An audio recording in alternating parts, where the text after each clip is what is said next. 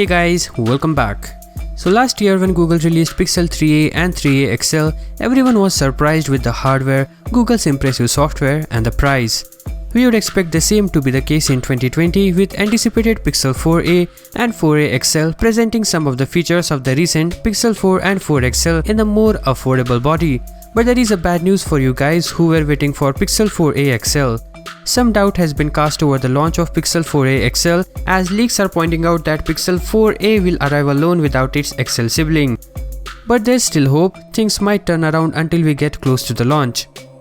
So let's get straight to what we know about the Pixel 4a and give you an idea of how this device will finally shape up to be. As for the launch date, we are expecting it to launch at Google I/O Developer Conference. Google has already confirmed the dates of its developer conference for the year. The company's CEO Sundar Pichai announced via this tweet that Google I/O 2020 will take place from 12th to 14th May later this year.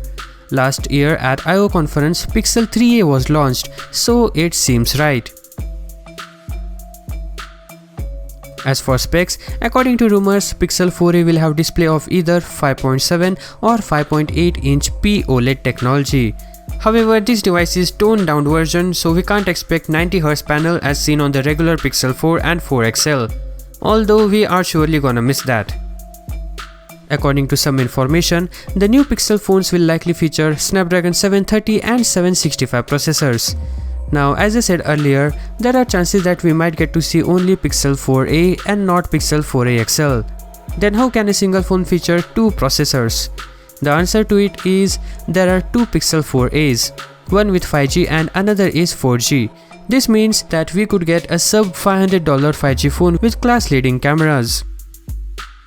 About its design, we have already seen some renders based on leaked information about the Pixel 4a series, and it should be a bit of a looker. According to the renders, the Pixel 4a series of phones will borrow the design from the Pixel 4 series, with matte rear cases and a noticeable camera square. Also, the render shows a fingerprint scanner on the back. However, rather than sticking with the large top bezel that houses the radar sensor, the Pixel 4a series of phones will get a more modern look with a single punch-hole camera design. It certainly makes the phone look a bit more up-to-date than the Pixel 4 series.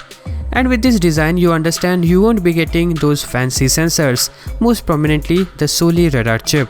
By the way, the final implementation was far from perfect. All you could do with this feature was dismiss calls, snooze alarm, and control media playback on select streaming services.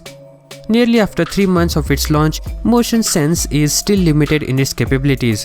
There isn't any compelling reason to use this feature, and that makes it all the more frustrating because it was due to Motion Sense that Google didn't launch the Pixel 4 in India. In camera department, the Pixel 4a may only have one camera lens according to the images posted by 91 Mobiles and on leaks. But don't be too disheartened, that more modest camera configuration could still be capable of smoking most of the competition. After all, much of what makes Google cameras so impressive is the processing rather than the actual hardware.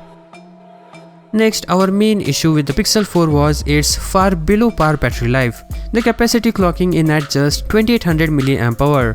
And so we hope that this specification is improved upon for any of the manufacturer's further handsets.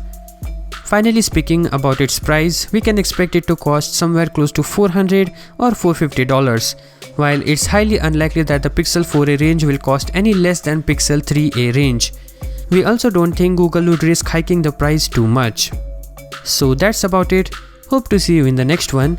Thank you for watching. Peace out.